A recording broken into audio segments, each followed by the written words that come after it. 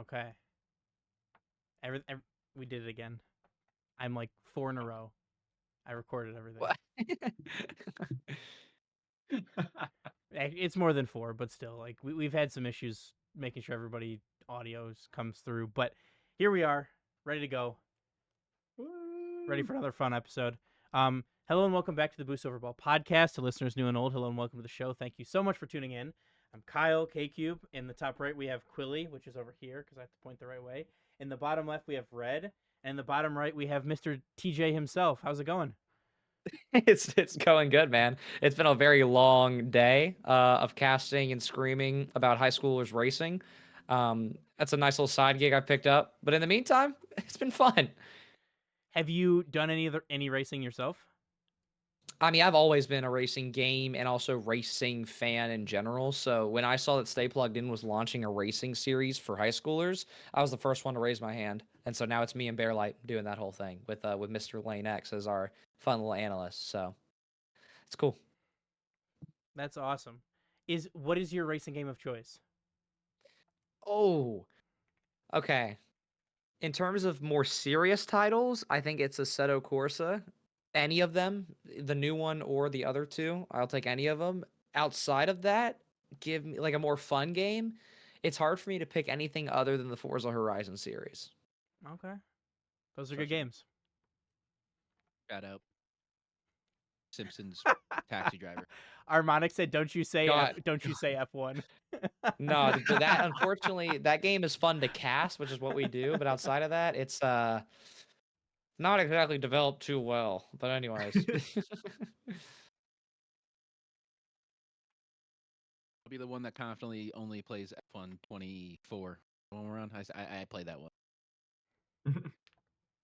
I played it Never badly, ever touched. really No badly, because comment. I'm not good at that. I can barely drive my Rocket League car. I just like to be Lewis Hamilton. Yeah, I mean, Or enough well, said. Kyle, something tells me we're not here to talk about racing Yeah, games. yeah, you're right. You're right. Today we're here to talk about some CRL national stuff, some CRL wrap ups for now that we have the whole season behind us. We'll talk about some of the monthly cash cups that was just announced. We'll talk some roster rumors, at least the ones that we know about, and we'll go from there. But I think it's as good a time as any to talk about first and foremost CRL nationals, which are spring nationals, not international but nationals. So a little bit of a different grouping of teams. For the most part, some of the same major players are there, but you see some new teams making the top 8, like Cumberland, and we don't see West Virginia. But for the most part, still, at least this one seemed a little bit closer in the first round. Yeah, so do you have you guys talked about the CRL Opens or are we just talking about nationals here? We've talked a little bit about like Open 1 and 2, but like really it was just like to talk about results because I have watched as many of the games as I can, but I definitely don't follow it as closely as I do RLCS. Okay, well, I feel like I have to touch on Open 4 before I talk about nationals because it Fair. showed that CRL is a melting pot of just absurd talent.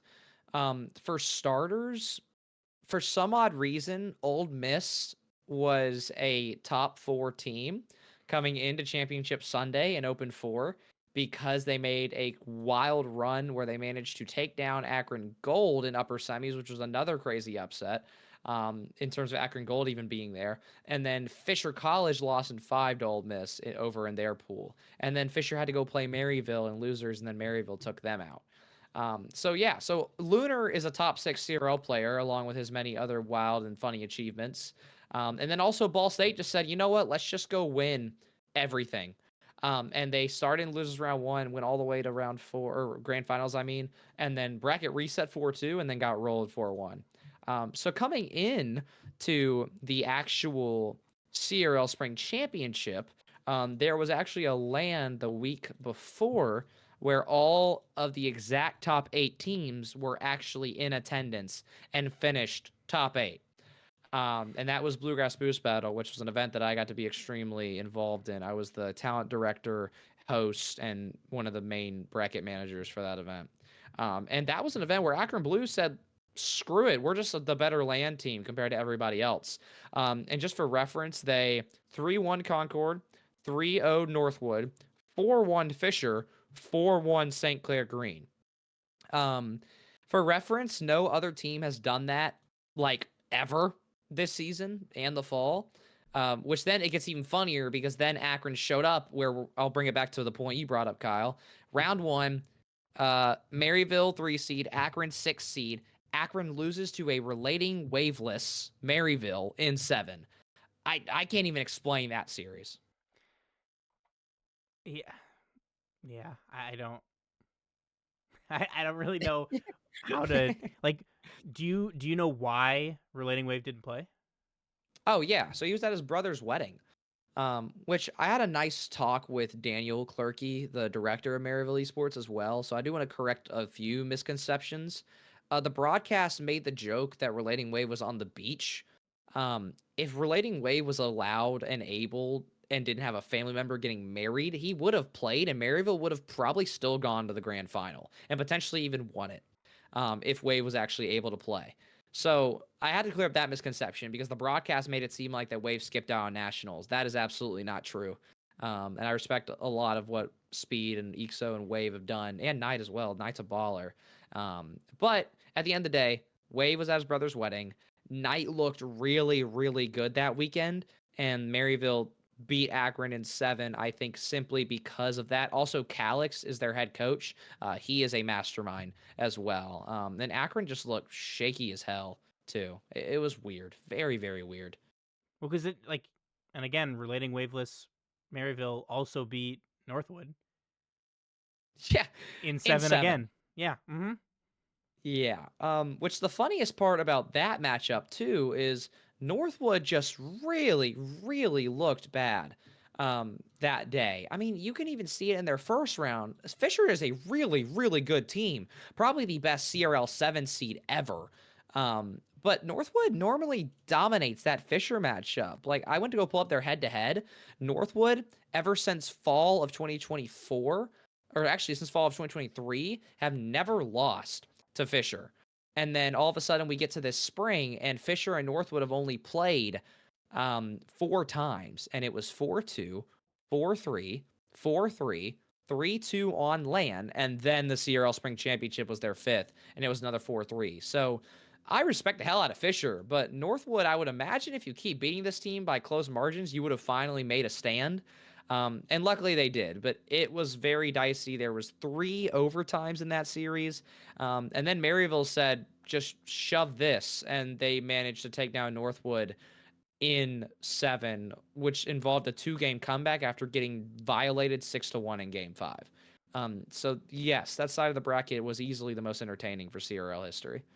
And no timeouts too, which is also kind of crazy to me. Oh my God, don't get me started. I made this point during the Concord watch party with Shane from Davenport. For some odd reason, CRL teams just hate using timeouts. I really don't get it. But if you go back and you look at this, at all the series, every single team in almost every major championship Sunday has only used a timeout, I think, once or twice at all this spring. Ball State used one against Concord in the very first round, and then Northwood used one against Fisher in the first round. And then outside of that, there was nothing other than Concord using one on St. Clair Green. Northwood used Um, it and then took 2 games off of Fisher. Yeah, exactly. Like, and funny enough, I believe that was the only successful timeout that was called because the other 2 resulted in immediate game losses to end the series. And then we're going to talk about the grand final in a second here because we got to touch on the other side of the bracket. But why Maryville and St. Clair Green 4-0 with no timeouts at all? Well, I mean, there's no timeouts in best of 5s, and only, if my memory serves me, only grand finals are best of 7s. Well, for CRL Spring Championships, there was timeouts available in every round. I know, but do you Yeah. think the fact that it was only available in grand finals of all of the opens for the whole Mm. year maybe had something to do with, like, they just get stuck in, and they, like, it is what it's going to be. We're going to figure it out in this minute, or we're not going to figure it out at all. I hate using the word stuck because yes, it's a habit that you don't need a timeout, but like, why would you not use it? Like, like again, I want to touch on the other side of the bracket first. Like Fair. Cumberland plays St. Clair Green, and they go all the way to 6 games. It is 2-2 in that series up into game 5, and then they lose 2-1, and then they don't use a timeout, and then they go 2-1 on an elimination game and lose. I just don't understand why you wouldn't take the extra time unless you feel like that you can come back, which for Cumberland being the 8th seed, there's no excuse. With Ball State normally being dominated by Concord, there was no excuse. They used a timeout. That makes sense. Fisher and Northwood going the distance, Northwood was the ones that used the timeout. That somewhat makes sense because they were actually not in the lead, but they were actually playing much better than Fisher was in that series. So I know that some of the coaches in CRL right now aren't really quote unquote mechanical coaches; they're mental coaches. With the biggest examples would be Akron's coach is more of a mental coach. Concord's coach is more of a mental coach. Shuffleverse with St. Clair Green is more of a mental coach. And then Coach Claypool with Cumberland is more of a mental coach. So that's 4 out of the 8 teams who don't have RLCS level coaches. And if they're not using that timeout, I don't know what mental coaching they were doing, if that makes sense. Yeah, no, I get you. It's just interesting to to kind of continue to see because almost without fail in every open we see a bracket reset, almost Um, every single one, yeah, and you yeah. still rarely see a timeout despite playing in some cases 14 games of Rocket League in the grand finals. Which that's also just a good note on the concept that these players who are invading CRL have on CRL. Like I was really fortunate to spend quality time with the entire top 8 whenever they all came to Kentucky. We did like a big soccer match when they all came. It was really awesome. I almost just cursed there, but I forgot if I could or couldn't. I go for it. I don't care. Okay. Well, it was fucking awesome. It was easily the most fun I've had at a CRL or a collegiate Rocket League related event, I think, ever. And also, it showed just how some of these guys are simply there to just play and leave. So I think that's what it is. I think it's a pure culture thing. Very few of those programs breed competition. Like Cumberland is one I would throw in that conversation. Concord is one I would throw in there, and then maybe Ball State. So in terms of the rest of CRL, especially St. Clair, I wasn't really surprised to see them not go for a timeout in the other series where they've been bracket reset in the past. But it's still like, the development of this scene as professional as it should be. I think it's just worth, talking about. Fair. I think that's an interesting point, and I'm intrigued to kind of see if because like for RLCS when they first introduced the timeout, it was like, well, let's take it, if we're down 3-0 or 3-1, and now it's kind of been, it's kind of been amended. Now it's like, okay, we're down 2 games, let's take the timeout now and try and see if we can't fight our way back into the series. So maybe we're kind of, for the mental sake, I kind of hope that it transitions that way, but we'll have to wait and see until next year, I guess, on that one. Indeed. Which speaking of next year, I guess do we go into format conversation now? Yeah, I think now is as good a time as any. Well, let's go ahead and rip that band-aid off. It sucks. It's garbage. I don't mind saying that. I was very blessed to be involved as a team streamer. It still sucked. It's still not good. I cannot believe that we are in an age where half of European RLCS decided to come over, and we are doing single elimination in both the fall and the spring with $20,000 on the line, respectively. I mean, y'all are probably in the same boat as me. It doesn't make sense. That's just how it is, in my opinion. I mean, like the biggest CRL event of the year in in the last calendar year and in this one because the semesters. How are you gonna do a top 8 single elim straight up bracket? Like no, like I mean, with the inclusion of the last chance qualifier for RLCS with the 1v1, they're expanding the amount of Rocket League that people get to see, that people get to watch, and in CRL it feels like they shrunk it in every aspect possible. I just competitively, I don't get it. Like in terms of a competitive format, like go look at RLCS, right? It's not a 1 day or 2 day single elim. It is a 2 weekends worth of Swiss, of double elim, of Championship Sunday, which then returns to single elim and top 4. Like there has to be some level of complexity and stakes for this. And What I also really despise is you're telling me that whenever we did the CRL opens, we had double elimination, we had bracket reset. In fact, we had, if my math serves me right and my memory serves me right, I believe it was 8 teams still doing double elimination, but 4 of them had to start from losers. Um, why is that a problem to run it back and do it once again? Or I really liked what we did at Bluegrass Boost Battle. It was the entire top 8 started in uppers, and then the next 4 started in losers. And you can go look at that bracket. It was pretty damn close to cinema. That was awesome. We almost had, I think, 3 or 4 deciding games in a row, and we were also forced to do game 5s. So for CRL Nationals, you could easily make it a 3-day event. You can go Friday, Saturday, Sunday, and you can make it a double elimination with like maybe 6 best of 7s or something like that. I don't know where the creativity went, and I respect Mateo and the work that the team does and Kendo and all them, but I just don't know who sat down and said, you know what, we've got professionals for the first time in CRL history taking up all of our space. Fuck it, make them do single elim. Yeah. I mean, do you think that maybe it was like cuz they announced CRL so late into the cycle. Like it was at Worlds that they announced it, and that's like, you know, school had Yeah. already started. Not to mention that then when it came around to mention the spring, they decided to do the very first weekend of January. While kids are still Um, on break. yeah, I was about to say, Kyle, you tell me, name me one school who starts college in the first week of January. I don't even know any that start the second week in January.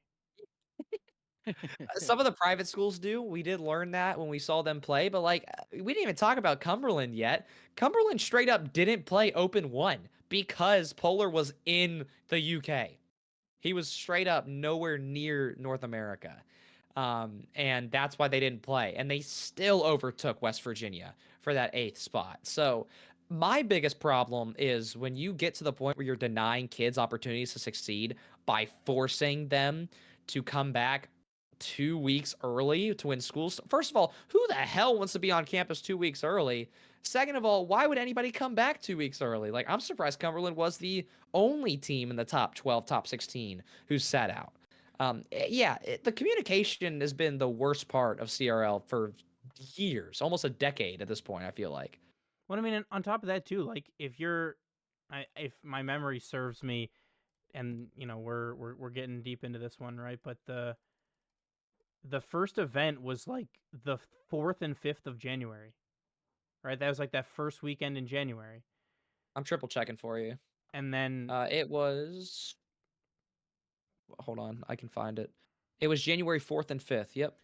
so like I mean, unless you're coming in cold, like your teams aren't really scrimming the week like 2 weeks before because that's Christmas. Christmas? Yeah, and then New Year's, and it's like in the time of the year when students need to like mentally recharge and like disconnect because they're students first. Well, I mean some of them, but you know, it just seems so crazy to me that like that's gonna be the best option. And I mean I know that they tried to shoehorn it in there to work around RLCS stuff, but we've talked about the RLCS stuff too. Like, why does it need to be so condensed? Like, spread it out a little bit. Give some more space for CRL. Open some space for potentially bringing back CRL Worlds. That was a resounding success. And then it went away. And then, you know, we've still been, of the opinion that, last season for RLCS was the first under blast. So they they got it late. So they just did what they could. And I'm really kind of hoping that it's the same thing with CRL, that like, hey, we just wanted to get something in for the CRL players for last season, and that next year, now that they have a couple of months to put it in the lab and figure it out, that they can come back with something better. Do you have any faith that they will do that, or not so much? Oh man. Well, first Kind of a off, loaded based question. off Sorry. my quote unquote insider knowledge, I guess that I have, the fact that there is no CRL Worlds was not just a disappointment, it was a generational lack of empathy from those who are in control, based on what I am aware of and what I know. I don't know exactly who has the final say so on who makes CRL Worlds, but originally we all thought in the fall that it was because of the excuse that Europe wouldn't have had any teams to send. Okay, well that point faded into the air very quickly, and then shit, if you stocked Uni Rocketeers in January, they started in February, and they had champions ready to go by April. So there's no excuse, and I was on this point. I talked with the Concord boys about this a lot. I was holding out for a Raleigh Sierra Worlds announcement because it would make perfect sense. The major's in June, the season ends in April. It's a little far, but it's not absurd to say. And Uni Rocketeers would have been done well before then, and it would have been 2 months. So we're talking about visas, we're talking about travel costs, we're talking about stipends. Like that is all extremely doable. I don't know why it just didn't happen. I love that CRL actually got 8 opens and 2 national championships this year because when Blast first came in, obviously the spring of the 24 school year, or the 2023-2024 school year, the spring just dissipated and just didn't exist, which that really pissed me off. Um but it's still not good enough. Like I hate being a stickler because we were very blessed to get the support that we did this season, but there's no excuse why basically Rival Series Part 2 shouldn't have a international LAN. I mean, I feel like at least in terms of like viewership numbers, like some like nationals this year was probably some of the biggest viewership numbers that they've had since Sierra Worlds, just because that was such a unique event, and it's got to be it still is a unique event if it were to happen, which I don't, unfortunately I don't think it's happening this year unless something crazy happens, but It's impossible. yeah. Yeah, Unless they you're would going to have do already something known like by at now for World sure. Worlds. Which that wouldn't make any damn sense to wait Nope. that long. Because Worlds is, remind me, when is the Worlds again? September 13th through and 14th. And Oh the my dates God, before. yeah. Fall Open 1 would be in November. Or no, it'd be in October. So that'd be fucking awful. Yeah, I don't know. I mean, if the teams, technically, if they did do it at Worlds, the teams would be notified, I guess, by the next 2 months. I don't know. I'm basically just going to say that when I ran that event in Kentucky where I got the top 8 CRL teams in the world on land, that was Worlds. I'm just going to say that. And then I also hope that CECC is going to be Worlds because every living CRL team other than Maryville will be at CECC in Texas. That right there will pretty much be a pretty damn good land for competition as well. So we at least have alternatives, but without me and the Kentucky esports gang or without CECC, like if one of us just disappeared, then what, right? Psionics and Blast just have way too much to answer for. Not even to mention the RLCS format, which I have my issues with, but that's not what this podcast is for. All I'm hearing, Blast should hand over the rights to CRL directly. DJTJ. Shit. Why not, right? No, I'm still holding out distant hope that I actually get invited to go cast CRL. I'm still waiting on that. But yeah, no, I mean, I have my takes. I think me and the players at Kentucky had a lot of different opinions. You can't do it right. I will clarify that. There's no winning when it comes to this. Um, Solely because you're going to hurt somebody, you're going to offend somebody. But it's the stupid stuff like the dates. You're a multi-million dollar corporation who's also an entity inside of a billion-dollar corporation, talking about Psionics and CCA and Epic Games. I don't know who the Also, board is. like, like, I mean, Christmas happens the same time every year, guys. New Year's happens the same time every year, guys. Like it doesn't matter, like, sometimes it's like a Thursday or a Monday, right? But like no, like, unless you're, a extenuating circumstances, most schools aren't starting until like mid-January anyway. Sometimes even later, right? Depending on the school that you go to. Right? Like I know that there's school in Ohio that goes back in February because they have like a mini like 6 week like term in between like Christmas and like New Year, that, or like in between like in January, that you can take like classes, like accelerated classes in. So like why are you having events when when students aren't on campus? And they did so well. CRL Fall 2024, so the start of this school year season, was October, which means that they gave schools the entire month of August to return. But when it came to the spring, I guess fuck January. Like I just I say this with the most kindness in my heart because I'm not trying to ruin my chances at a CRL job, but like who the fuck is on the board? Who is on the board? Who's making the decisions? And if it's Mateo and the CCA crew, I love those guys and they're not idiots. I'd be shocked if they're the ones making the decisions, but it has to be epic. Has to be. I mean, it wouldn't surprise me if it was. Just be a case of trying to minimize costs. I know, being new into it, maybe trying to play devil's advocate for them, but maybe hopefully they will be learning from the seasons that they're doing now and seeing the opportunities, especially viewership is there. They're definitely going to try and capitalize on. Yeah, and I was pretty happy with the casting group as well. Like giving Danger and Bass the rightful rights to get almost every grand final. That is how CRL should be. Those two are easily the trailblazers in terms of full-time casters for CRL. I also love VOD. That guy is from Atlanta. We're pretty close. We're from the same area. Like they did that part right. Staffing wise, I have not a lot of complaints. It's just the stupid stuff, the dates. I don't get it. But everything else, money wise, competition wise, they supported the schools decently well throughout the season in terms of questions and concerns. So I can only be so upset.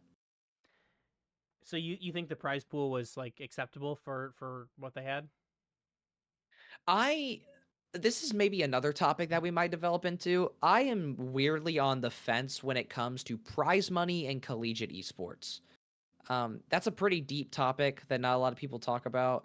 I don't know how much is right, and I don't know if there should be a dollar tag on it at all. Start talking Because NILs. well, that too, but also like these Europeans are coming over to CRL, and I learned this after seeing them in person. Like I love all those guys, but a lot of them are coming just to win that money, and if they travel to a few lands, that's a bonus. That's not. I didn't hear a single player other than maybe the Fisher squad who actively wanted to come to North America to experience CRL at its core. And I mean the lands, I mean the traveling, I mean the late nights, I mean college in North America. Fisher is one of the only teams I've seen who actively wanted that. Outside of that, it's a lot of people who just are good as fuck at Rocket League and want to come over with their boys and join a school and have a ball. So I think 20K is fine. It's not too much. It's not too little. It's fairly reasonable. Fair. And another thing, I mean, it's been talked about so much for RLCS at least because, it's April and we still don't have team decals for this season. But and I don't want like I hate to open the can of worms, but like this is another potential avenue for revenue for everybody. Doing collegiate decals. They have jerseys, they have it for other sports. Why not this? Why not give a little kickback to the universities to help them, help incentivize them to continue to host their programs? It's not cheap, but collegiate esports seem to be much more sustainable than professional at this point in time. Yeah, I can answer that question. No, go for it, Red. You first. I was gonna say just being on the side of going from a small program to like actually like varsity program that is like recognized by the university. You'd be surprised how much they love their logos and how much they don't want to let people use their branding. Good Lord. You would think it's a national treasure. I mean, I'm waiting for Nicolas Cage to start busting in and start stealing it. You think it's a bald eagle? Like- you would. Yeah. So I'm glad Red brought it up because that's what I was gonna say. I'm at UGA. I think I experience it. Not to say I'm like dealing with it more than everybody else, but like UGA is a big D1 school with big athletic trademarks. You would think I'm committing a felony if I accidentally slap the Georgia G on a jersey, on a shirt, on a logo, on a Mhm. graphic. Well, I mean, It is damn near Alabama impossible. Alabama sold naming rights to like whatever Nike, Adidas, whatever they decide to use. I think it's Nike, for $100 million for logo rights. So like I understand, but like also at the same time, if like if it has to, it almost has to be a varsity sponsored program. But like I mean, I know I went to Purdue. I know that it's a club team. They don't use any of the Purdue logo. They have their own. If they don't want to recognize the esport, awesome. Use the club logo. Give the club the kickbacks. Who cares? Well, that's also a dodgy I subject know. too, because a lot of these clubs, and I don't mind saying it about my club either, we own our logo, but we don't have an official trademark. And also, the problem with clubs doing that is that somebody's name will go under that patent, under that trademark. They will graduate, and then what? Do they actually transfer it, or does some kid take the logo with them? You know what I mean? No, I get it. That could happen. And also, the hard part too is people forget that the difference between private and public school is a huge point of debate. For example, Concord, they are a public school who uses a logo that they own under their department under athletics. And that's great, but that means it is still under a shit ton of paperwork. Akron Public School, D1, uses the same logo, shit ton of paperwork. Northwood, I believe they're private, Yep. use a logo different from their school, and they would probably be able to get their logo on a decal. But okay, all right, we've gone through almost 3 of the best teams in the world. We get one logo. Like, if we were really to go by all of the top 8, we may be able to get 2 of their logos. Not to mention, how long does it then take to do that paperwork? And then who's going to make the decal? How much do you charge? What's the legality of the designer getting that money, or Epic getting that money, or the school getting money?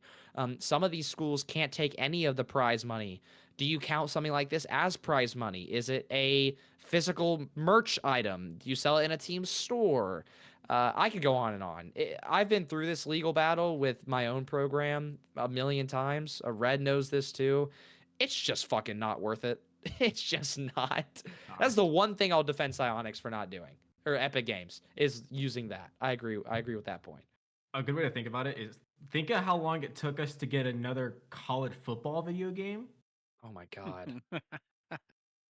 Like that was 11 years and a whole lot of effort by a lot of people to just get those rights signed over.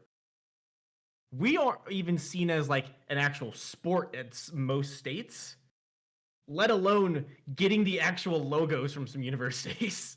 Yeah, video games and colleges don't work well together. They never have, never will. So yeah, I can't say I blame Epic Games for staying out of that one. It's a good point though. Yeah. It's worth a try, just like everything we're talking about. Yeah. I mean, they're just like, it seemingly, and like I understand from like a logistics standpoint, but like, just I see from a marketing standpoint, Rocket League is one of the very few, major tier, call it tier 1, call it tier 2, whatever you want, esport that is E for everyone. There's no violence, there's no blood, there's no shooting. It appeals to a mass audience. It's involved now with FIFA, which, football, soccer, whatever you call it, it's the most popular sport in the world, and it's not close. Well, cricket maybe just by number of people, but that's, for the most part, most popular sport in the world. Now it's attached to that. It's very easy to pick up for a casual viewer. Just the marketability is there. It's just interesting to see that they're not capitalizing on all of the monetary avenues that they could go down. Which is why I'm glad that everybody else in Collegiate Rocket League seems to be locked the fuck in. Because, like, for example, like Bluegrass Boost Battle has grown almost 4 times its size in the last year. Hugh Fest grew. St. Clair started running their own series. Concord partnered with ECAC to run its own series. Let's not even mention that ECAC, NECC, and NACE, and Playfly all have LANs this year for the first time in the history of collegiate esports. And Rocket League is a part of all 4 of those. And there is also minor, like the Great Lakes official division conference, like the official athletic conference, D2. They have one. The East Coast Conference that Concord is in, they did their grand finals in LAN in like New York or some shit. So everybody else is taking advantage. This is why I love collegiate esports. But yeah, you can't expect Epic to do it. But the good news is that everyone else is profiting, including me. I'm transferring on scholarship, so fuck it. Have you announced where you're going yet, or am I not allowed to ask? We Put can the hat talk on. about it. We can Hold the talk about it hat on. after. Fair, It is fair, not. fair. It's Yeah. not public though. Understood.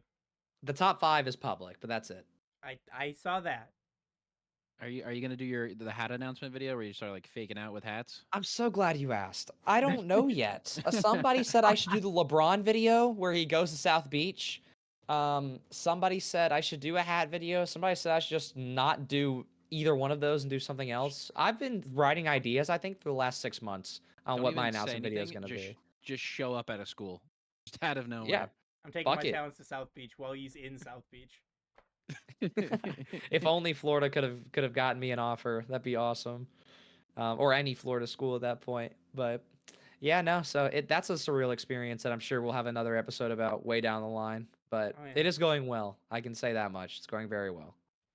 As I figured it would.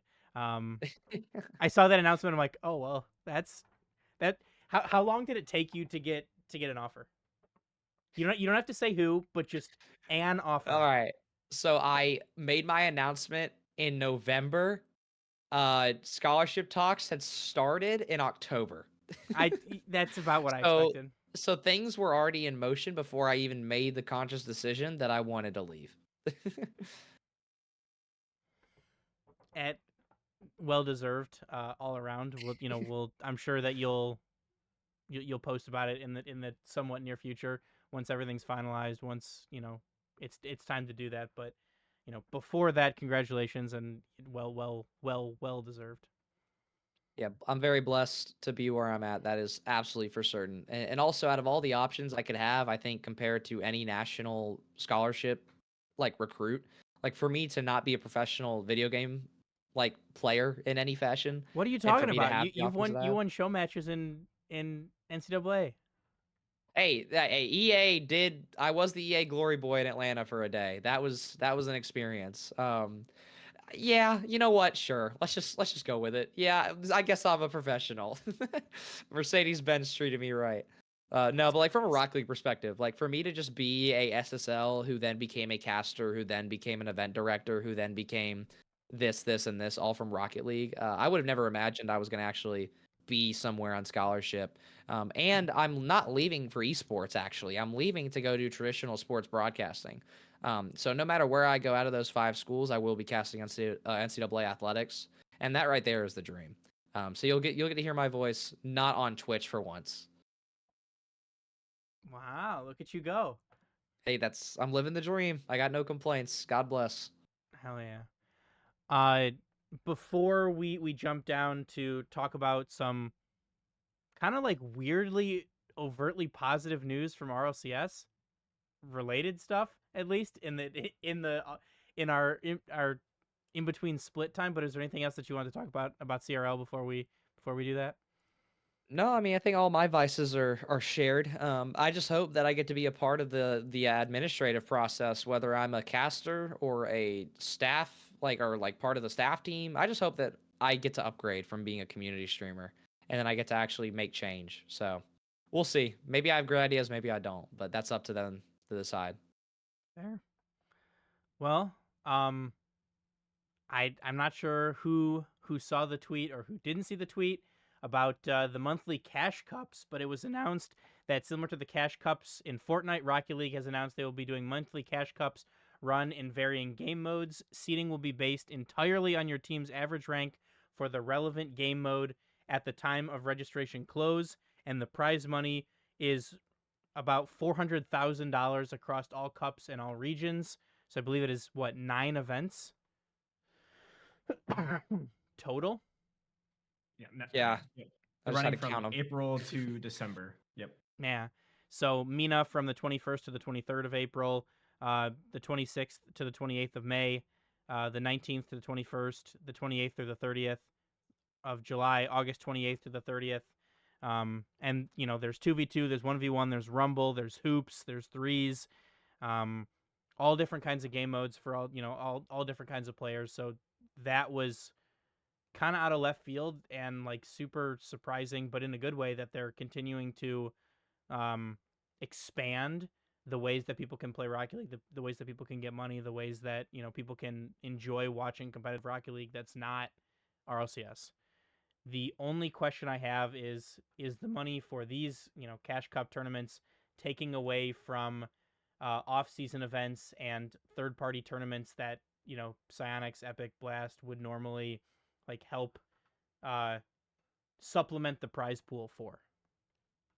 Yeah, I was thinking the same thing. It was like, is this new money that we somehow acquired and are now putting towards Rocket League, or is this like taking a chunk out of money we were already spending on Just like keeping? reallocated. Yeah, I was like, it's just reallocated funds. I mean, we still obviously hear all about orgs complaining about how Rocket League is currently not viable for their franchise and how it's really tough to keep a team consistently throughout the season because it just isn't cost effective. So I am awesome that we're gonna see these cash cups, but I'm trying to remember who I saw. I think threw out a prediction tweet saying that this is gonna make it so that in a couple years there's gonna be no orgs left. And at first it's like, there's no way. Then I thought about it a little more. I'm like, well, maybe. And that's terrifying. I love this. This is awesome. This will provide a little more competition. We get to see more ones, which we has seen has been a great success so far from what we've seen on the RLCS side of things. We're gonna see 2v2s for a change outside of a crew format, which is gonna be really cool.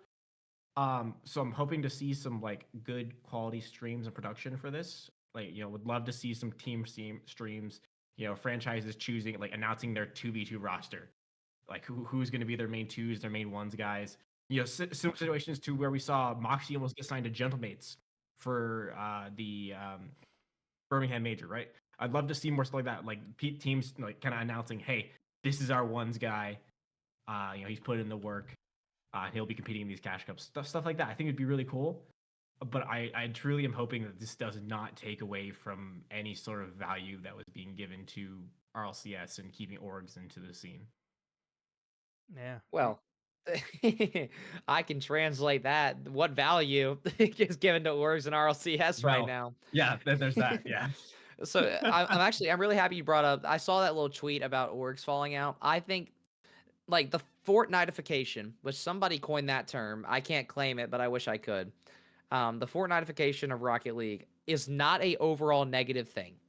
We lose trading, but we get cash cups in the long run, and eventually I hope we get Unreal Engine 4 or 5.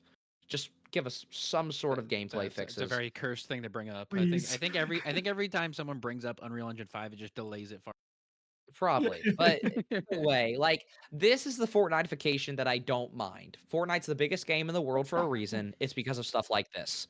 The cash cups are great additions. I mean, to the competitive scene. I mean, somebody will get addicted to 2v2 hoops cash cups. I'm sure that's an Oh, inevitable yeah.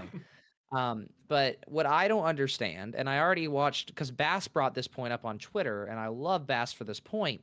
Why the hell can you not sign up for these in game? Why the hell do you have to go to Star GG? I don't know who said this next point. Maybe it was Bass again. Somebody said little Jimmy on the PS5 is not signing up for the 1v1 cash cup on Star GG. He's just not. Because who the hell knows what Star GG is if you're like an average GC1, GC2 player? So I hate that, but the format and the dates and the modes, I am almost perfectly okay with, other than Rumble and Hoops. I don't agree with those. But in terms of 3v3 only being there twice and then 1v1 and 2v2 being up there 3 or 2 times, I agree with that. In fact, one should be getting more of a spotlight. So I'm really happy with that. And now in terms of the org equation, I think it's going to become like Fortnite where orgs will sign one player. Orgs will sign 3 separate players who are not on a team together but play in these cash cups. And that I think is what BDS is about to do. I think they will sign a upcoming RLCS roster who maybe is cheaper, but then I think when it comes around to players like Moxie, I pray to God he doesn't go to Gentlemates. I pray to God he goes to K Corp. I pray to God he goes to like Gen G. I pray to God he goes to the space station. Like if Orgs want to start signing a RLCS team in SSA or NA or MENA, but then wants to sign a 1v1 or a 2v2 team in another region, I think that's awesome. And that is where the orgs can actually profit from this stuff, content wise and fan base wise. That is the Fortnitification I'm okay with. But if that happens, shit, I don't know. I think European RLCS orgs are almost completely done. Well, BDS is back. Yeah, Eh. they are Asterisk. technically back, but I mean, how to go from world's championship winner to non-existent. doubting- Like what? I Are we think they'll be doubting top. Nico? I think they'll be top 16. I think they'll be Yeah, top. 16. they'll be top 16, but we're going from They already were top number 16. one in the world to Yeah. top 16, top 8, maybe on a good day. Yeah, maybe that. Unless maybe they sign somebody like Moxie Oh, who wins I've- the I've- 1v1s. I've heard some good things about this Nico kid, so we'll see. We'll see. based off their post of him and how they edited the picture, I think he's the next prodigy. That's Is all he I'm French? expecting from He him. is. So right? check, is he Yes. French? Yes. Yeah, so he's Damn the it. next Zen. So he's the Yeah. next Zen. Like Dang I'm it. convinced that somebody's mother right now is birthing them out at 10 p.m. Eastern time, and in about 10 years' time, he'll be 2200. Like it's just I don't know what it is about the French, bro. They just breed talent over there. You just can't compete. How do you compete? Biologically, you can't. They're just Something's they're in the water. They're predestined in the to be water. good at Rocket League. I blame NA But being anyways- a melting pot. We're mixing our French genes with a bunch of other genes, and it's pulling down our MMR. Sounds like Beast Mode needs to Jesus. dump his girlfriend right now and find a French chick. That's all I'm hearing. Even after he spent all that money from the likes. Careful, he'll go build another house. We He's don't- we got a don't do that. Corvette in Jordan 4s. He's got money to spend, damn it. I think he'll be fine. What is it? Import wives? Import. hey, if the next Zen is an import away, It could be worth it. cinema. It could be worth it to save NA. That's a payoff right there. Oh my gosh. One small step. It's all for salvation. Oh, for some... Wait till the Frenchmen find SSA and they recolonize virtually. It's going to be quite the time. Damn. I like these cash cups though. It's hopefully a positive step in the future. However, it has become very hard to keep hope for an extended period of time. So Amen to that. I we're just But- gonna hang out. We're gonna vibe for a bit. And see what happens. I just feel like every single one of these fixes is just one more piece of Flex Seal on a leak. And we just see how long until it's just one big Flex Seal wrapped wall. Yeah, and in the water is DDoSers, goddammit. I was about Don't to get say me that. started. So Don't did- get me started on that. I'm Did a you know- diamond. I ain't got to worry about DDoS. I don't. I gotta say, how have we not? How has there not been a post, a tweet, anything at all? Anything. Oh. Kyle, did you see my tweet last night? Yes. I have played in 3 SSL Grand Final tournaments in 2 days, and I have gone against DDoSers in all of them. Two things. First of all, if you pay for an SSL tournament title, you are chalked. You are off the deep end and you are worthless. All right, now, on the other side, if you are an actual DDoSer, you are the gum on the New York subway, bruh. Like, you're making $60 for 2 hours of work, 3 hours of work. God damn it, you work your minimum wage at that point. Like, what? I don't get it. What the hell we're doing, bruh. But yes, to reel it back. An update, Psionics? Or Epic? Yeah, Somebody? anything? I mean, Yeah, it's ridiculous. Make a There was- statement. Did anybody There- I- did anybody look at the replies on the Cash Cup tweet? Because that's Yep. the most recent tweet. Rise, Oh, it's it's Rise ban DDoSers question mark. Yeah, it's Yeah, just, how many it's views is just- it at now? How many views is Wait, Rise is at, or is the post at? Yeah, his response. Has he ratioed that post yet? He's got might have. 21k interactions, and the post for the Cash Cup says 226k. God Hmm. damn it. Dang it. The post is too positive. Well, it's just like I said, it's so surprisingly positive. Like, but also like part of me thinks the timing of this. I mean, it's got to be PR, right?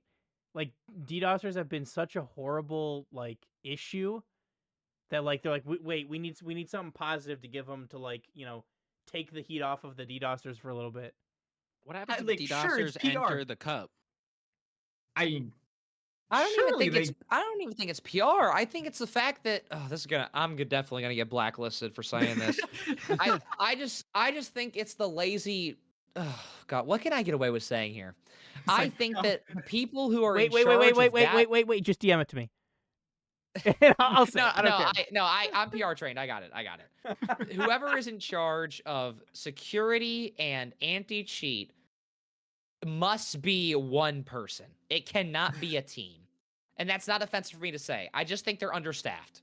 I think that's the best way to put it, is that I think Psyonix must be severely understaffed, and I think almost all of their staff team is built in the management of the game and the socials of the game rather than the development of the game, as developed by Rocket Racing, as developed by No Unreal Engine 5, as shown by the DDoSers, as shown by bug fixes after every update. I could go on. The invisibility. Yeah, people. I'll say that. And if I get shot in the head, assassinated tomorrow, then it's been fun. I mean, Oh, it's no. it's bad when there are DDoSers in SSL drop shot. It Oh my is God. drop shot. We are DDoSing a drop shot. I was getting DDoSed in freaking 1600 GC2 lobbies the other day, and they lost. If you want to play a really fun game, go to ball chasing and go and sort by rank 2's random replay uploads and just start looking at people's trackers. I'd be willing to bet after the first 20 names you click on, maybe 2 of them are going to have a 300 MMR spike in 2s. Like, that's how bad I think it is, genuinely. It's ridiculous. I mean, like we're not even asking for much. It's literally just acknowledge that it exists and that we know you're looking at it. That's all we don't even need like a straight up like, hey, a fix is coming next week on Friday at 7 p.m. We just need a hey, we're aware. Like Bro, it's bro- not that hard. bro, I could type it up right now for you. bro, the horse is dead. This is what we've been preaching about Epic Psyonix Blast forever. We don't Wait, need can I, to can know I, all can I the beat answers. the horse? Can I Yes. beat the horse one more Yes, time? Go for it. always. Go Yes, for it. yes. Okay, if you go back to Psyonix's most recent patch notes, and then you go to their current known issues, it was updated on April 1st of 2025. And if you scroll through, a lot of these are like, pretty known issues. One of the really funny ones is the Xbox issues that have been going on for like years now. There's plenty of that. Oh yeah, Driftwood's arena performance issues. Okay, great. Didn't even know about that, but great. The puck in Snow Day doesn't have the same strobe lighting effect as the rocket ball in soccer. Huh? What are we working on? What are we working on? Like, the exhaust tubes of the Sentio's body appear distorted upon using rocket boost. The right side panel of the Esper body will sometimes appear disconnected. You tell me. Oh, wait, one more. King Fang decal isn't allowing trade up. I feel like the house is being flooded and we're grabbing a bag of chips just to make sure it gets out safe. Yeah, all right, I'm done now. I just had to throw that in. I'm done. I didn't mean to strike a nerve. I apologize. There's actually I have my this takes. episodes is just a DJTJ rage off. Oh, We're just gonna I mean, see I- what, I- what I'm we just can gonna trigger him piggyback- about. I started casting other video games for a reason. That is all I will Fair. say. Okay, to piggyback about how is it every update we have for Rocket League breaks like 5 things and brings back 2 bugs that were fixed a year ago. Like we now have the spectator bug where if you load into a private lobby, the spectating list, like to see who all's in the lobby, isn't accurate. You will have 6 people in the lobby and there are 4 people on that list. And it's like I do believe how they did we break partially. the same I thing think again.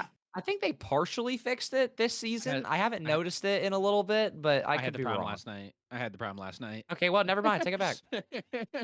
Well, hey, maybe the game's over. Maybe it's over. Maybe just jump ship. I'll see you Okay. guys on Hey, like I mean, like Splitgate 2. Rematch. We'll go to rematch. That new soccer game coming out. Oh yeah, I haven't even played it yet, but I saw It looks Vaudible good. tweeting about it. Hey, maybe Musty's Rocket League 2 is the answer. Yeah, you know? Dude, just put it on GitHub and just launch a server, and let's just see what happens. Maybe it'll do better. It'll That get would be- DDoSed. That would be crazy. It'll get. Who said it'll get DDoS? There you go. All right, I think we officially beat it to a pulp. Yeah, well, before the podcast gets DDoSed, Red, you wanna run us through some roster rumors that we have? Let's do it. All right. This is roster rumors with the dog because the dog is getting very needy for some reason. So we have a special guest along with the special guest. All right. Roster rumors. Gonna run through these. Won't take too long, but we do have a lot. Obviously, NA coming up this weekend. EU next week. So we got some new rosters forming, some surprising trades maybe not so great trades. We'll find out. First things first, like we said earlier, Team BDS is returning to Rocket League. The former two-time world champions. I know it hurts me to say that because they beat my team twice. Are starting. I am gonna butcher this man. That's Gyuk, maybe. Maybe. I how thought you it pronounce was. I thought it was thought it Gik. was more of an. I thought it was more of an uck or an ick. Is it Gik. Guk? I've Could heard be Gik. Juke. Gik? Gik? Let's All just right, go we'll with. Let's go with Gik. I like that. Gik. All right. Gik, That, Nico, that's and what Johnny said. Okay, that's right Alright, then. Perfect. That's probably correct then. Gik, Nico, and MTZR? Mitzer, Sir? Mitzer? Sure. Close enough. another Johnny. Along with coach and former player Extra. That's former Um, world champion extra to you, actually. Don't remind me. I actually Uh, really like that career move for Extra. I think that's the yeah, most fitting thing for him. Well, I mean, there's a very similar career move later on that we'll talk about as well. Moving on back across the pond to North America.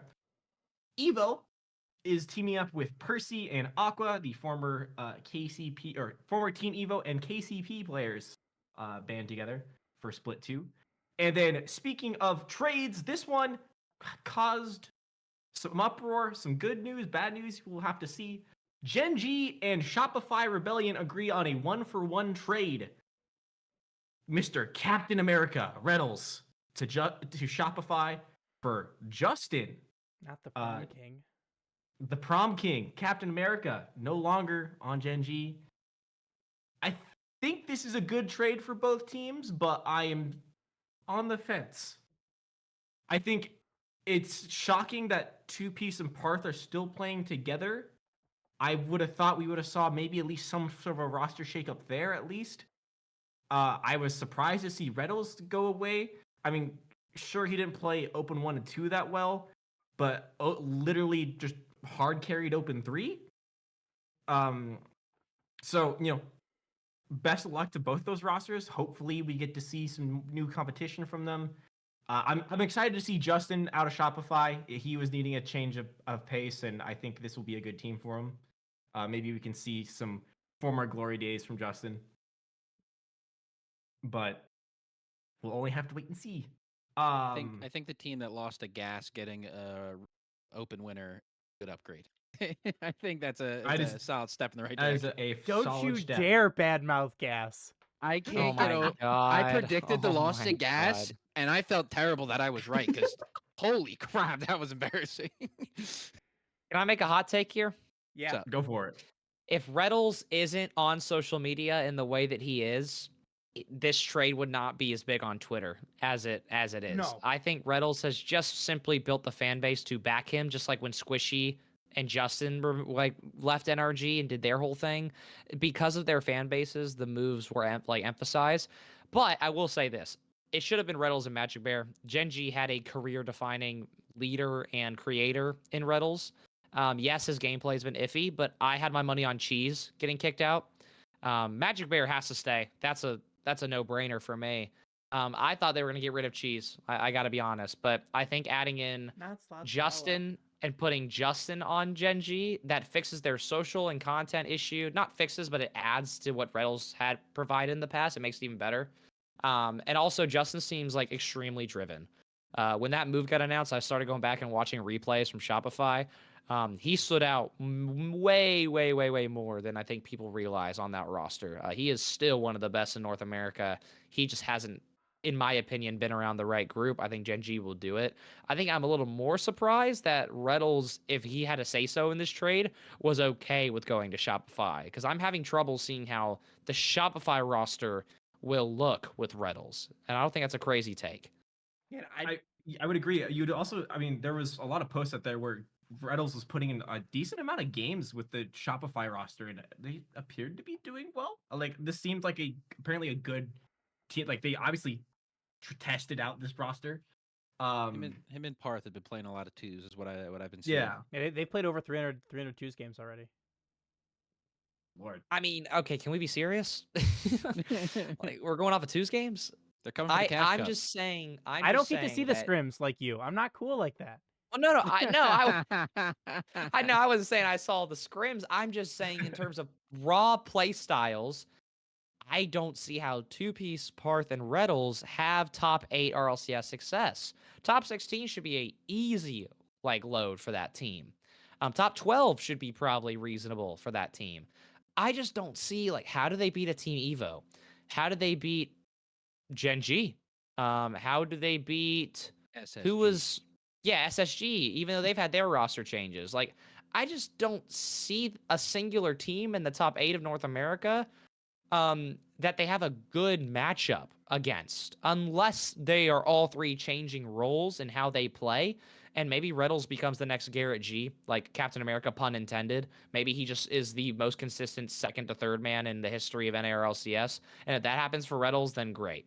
But then the next question is, can you compare Two Piece or Parth to Justin? Can you compare them to Squishy? Can you compare them to Turbopulsa? I just don't see it. I don't see it. Maybe Turbo, Do you but Okay, maybe Turbo. Maybe Turbo. That's not a high bar. Have we not talked about Cloud9 yet? Not Cloud9. 9 Lives. The other 9. We'll be getting to that. That is I was gonna say, would up that- here next. Yeah, Year. it's on the list. I thought. He's not on the team, but would that have been a good? Do you think that could have been a game changer if he was the third that swapped in there? Or would that have been a clash in play styles? Hmm. I think if With- Justin goes there, it's better than Reynolds going there. With Hawks in Chicago. That's fair. All right, moving on. Speaking of Shopify still,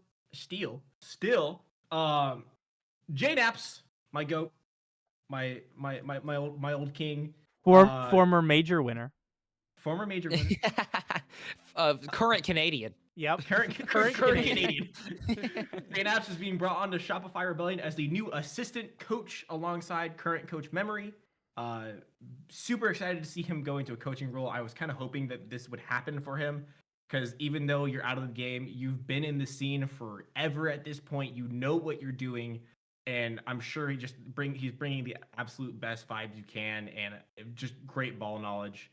So excited to see him kind of get his hand back in the game again after announcing his retirement.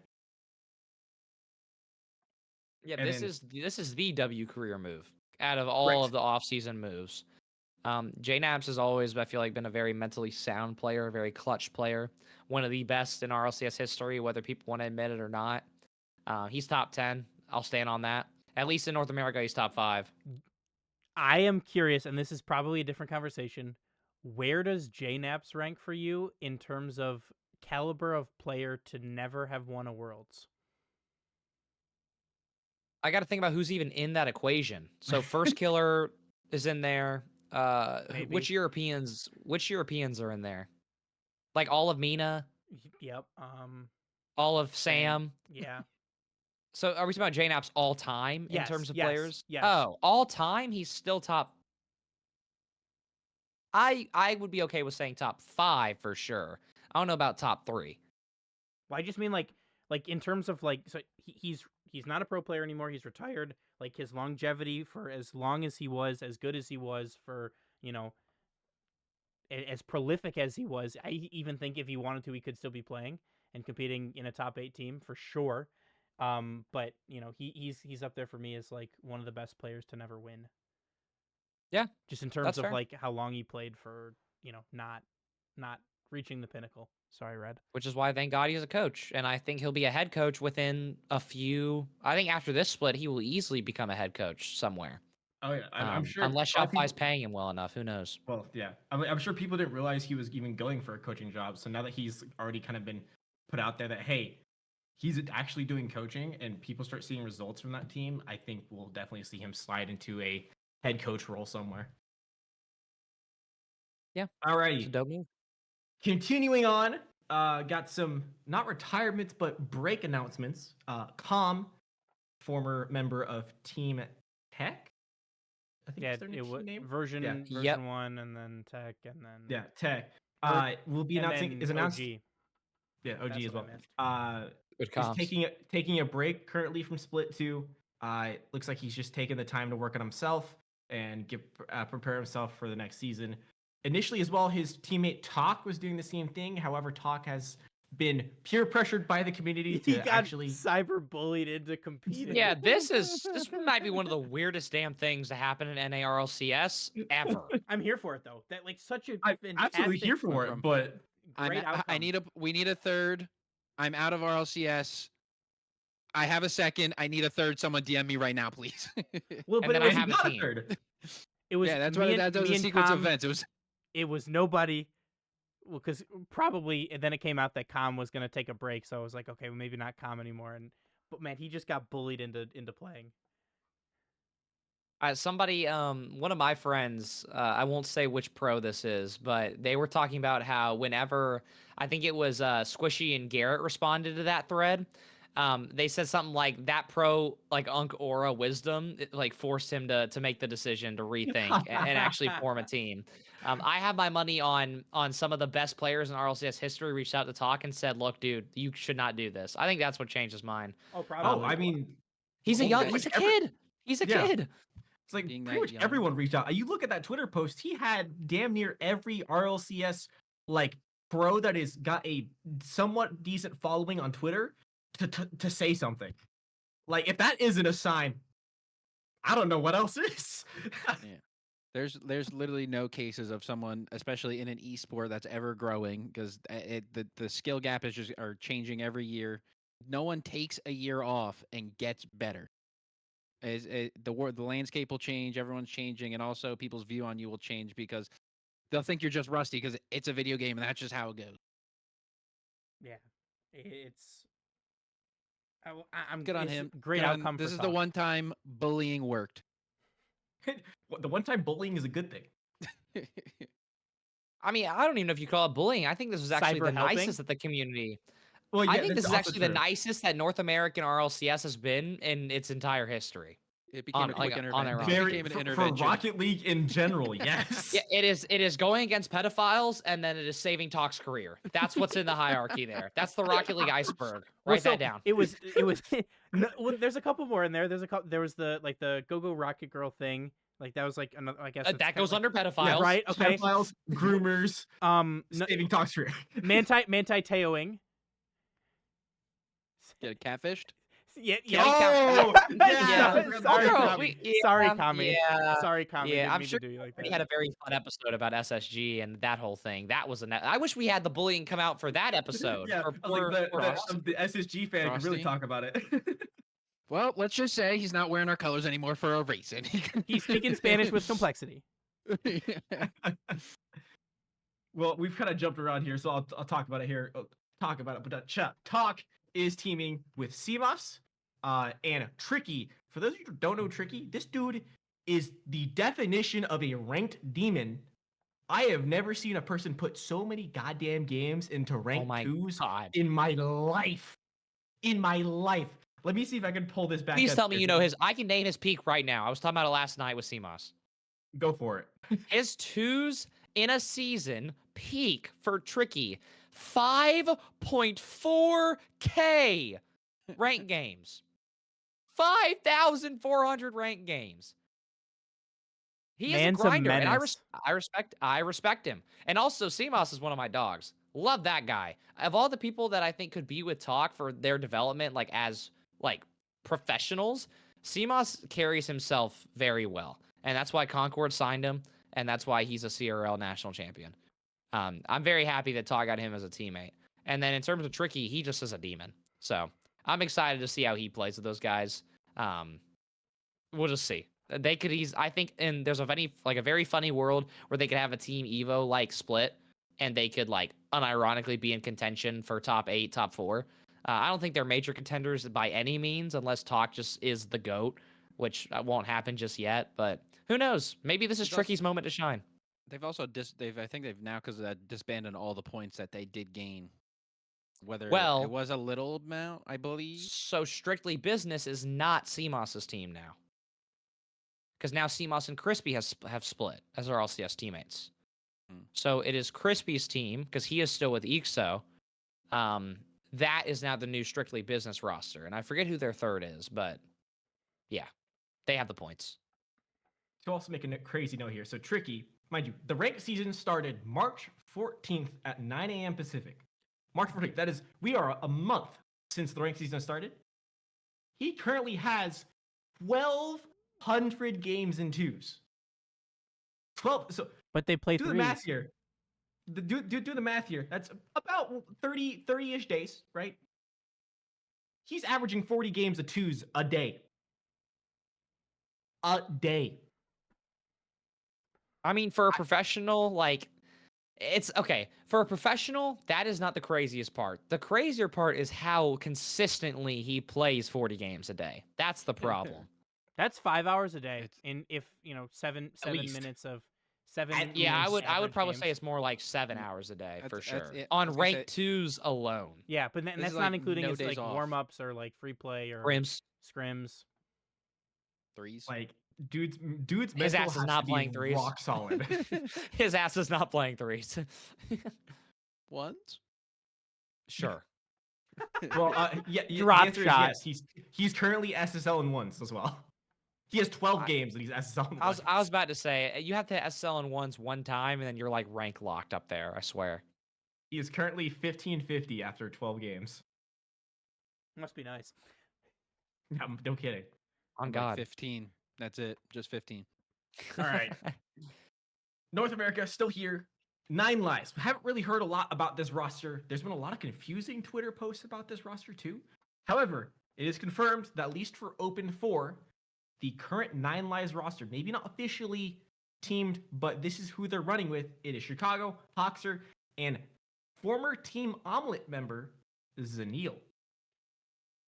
Is this a good pick? I think so. I'm glad to see Zanil kind of work his way into the like limelight of being a good, like a top, hopefully a top 6 team now. For sure. I'm curious to see how Zanil works with Chicago and Hoxer. Obviously, we've seen Chicago and Hoxer work very well together. But taking the spot of Kofor, I believe, right? Kofor, Yeah. the third there, yeah, right. Yep. I'm curious to see how he kind of meshes back into that rotation there.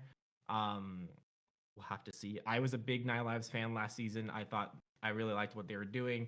It was sad they didn't make it, but also a lot of crazy shit happened in Open 3 for Genji to make it. So, props to that.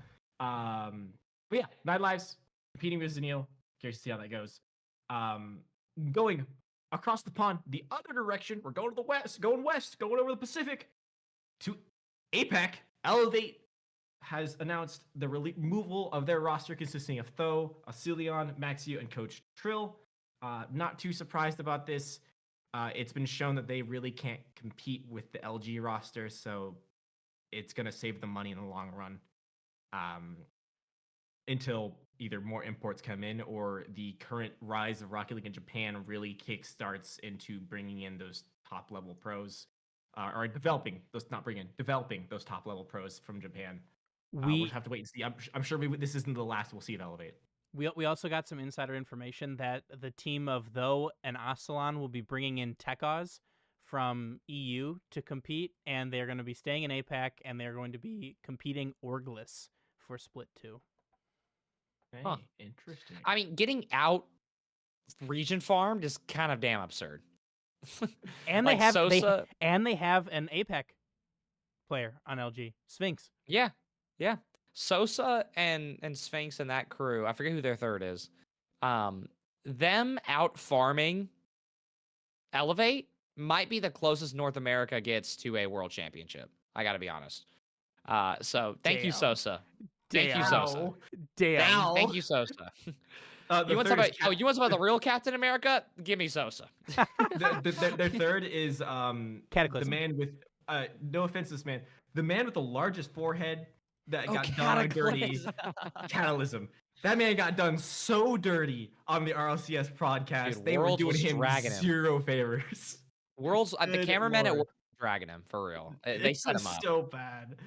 But no, that was I'm bad. very happy that team is winning APAC, and I'm glad they at least are doing what is right, and they have at least one actual region-based player, and Sphinx has real potential. I also hope that entire region pulls an SSA, and I hope they start boot camping in other regions with that org money. And I'm curious to see where Elevate goes next. I do think they'll still be in a minor region. I just don't know where. I mean, I think I was gonna say go to Don't go to Oceania SSA. because the region is in shambles currently, but Yeah, but Amaranth owns that region. I need Amaranth and Wildcard at Worlds, guys. Come on. This is Gunnar at like A1 right here. Oh my God. She But- has to be there. But also, I have to do the plug here because it works out so well. But the kind of insider information that we're talking about, you can see in the Boost Overball Discord, which you can join on the website. Thanks, Harmonic. Shout out.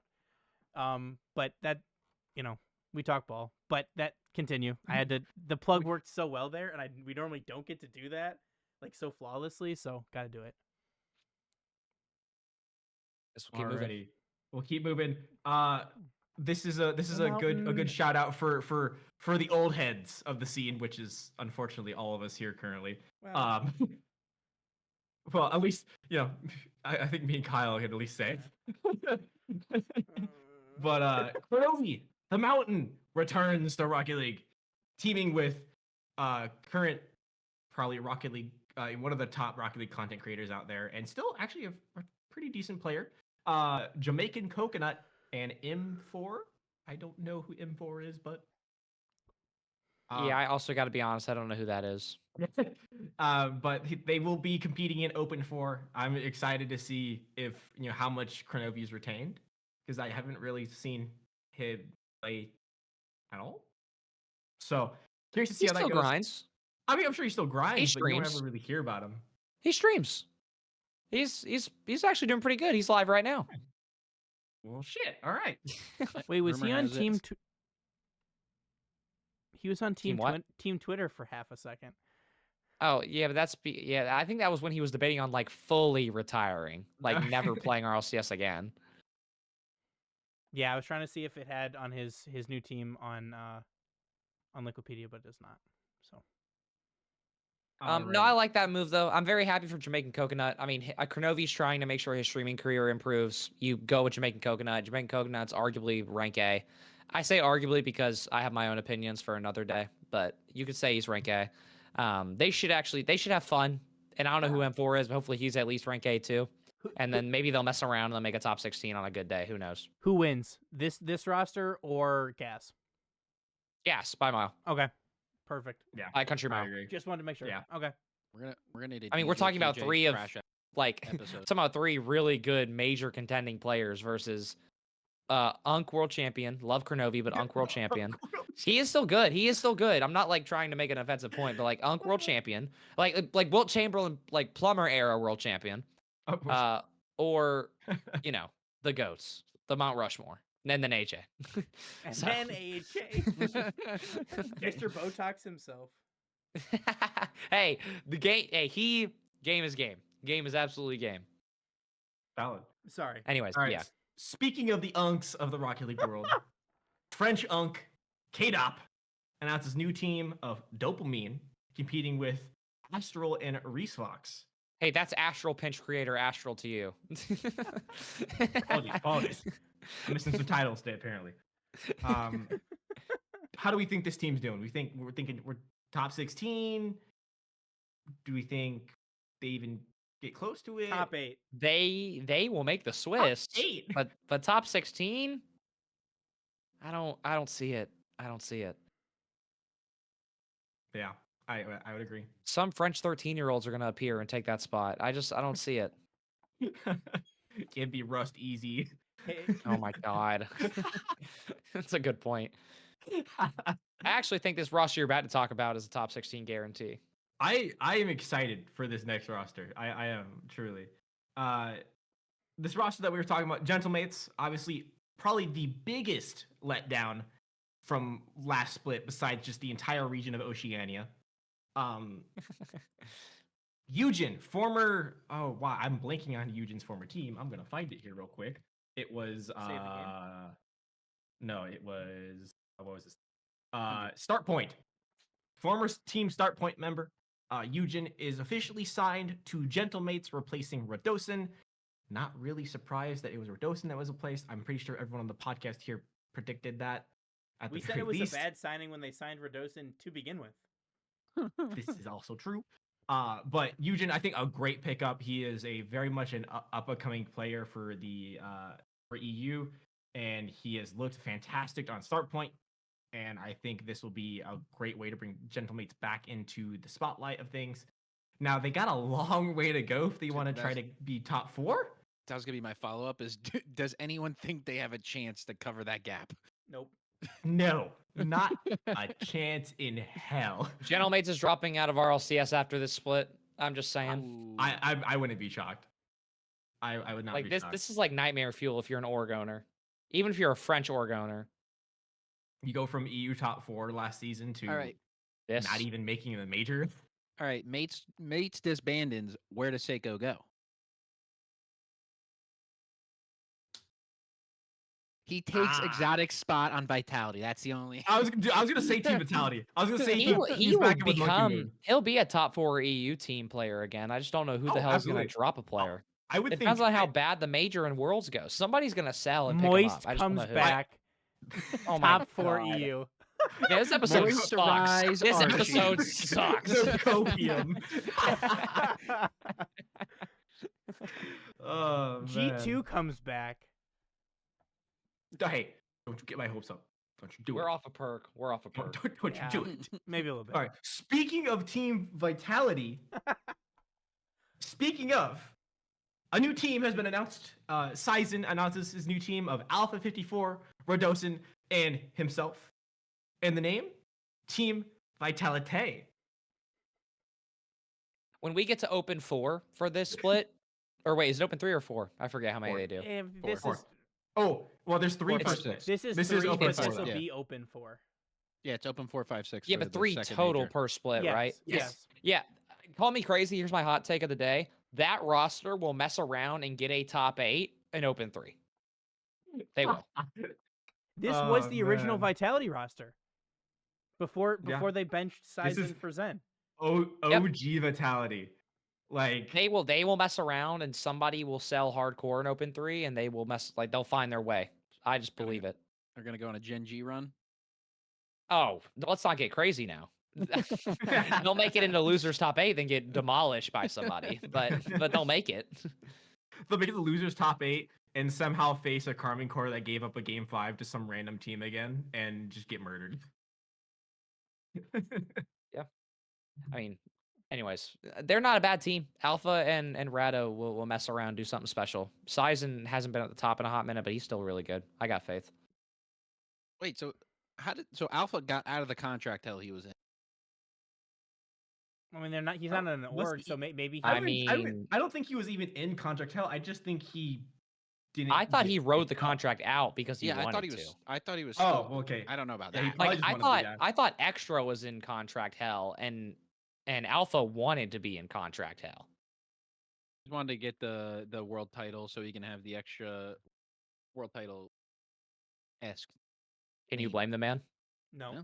Ride the coattail. He thought he probably thought Vitality was going to be good, and not what Vitality is doing right now. Fair play.